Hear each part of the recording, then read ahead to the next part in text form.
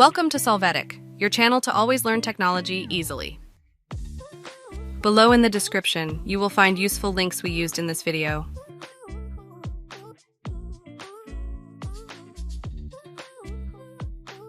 Today in Solvetic, we will see how to increase page number in Word.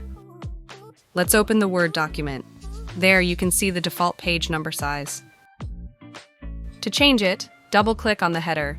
Select the page number and from the home menu, click on the option Increase Font Size to the size you want. You can see the page number resizing. Another method you can use is to double-click on the header and then select the page number. After this, from the home menu, display the font size to choose the size you will use. The change is immediate. Hey, remember to subscribe Solvetic channel.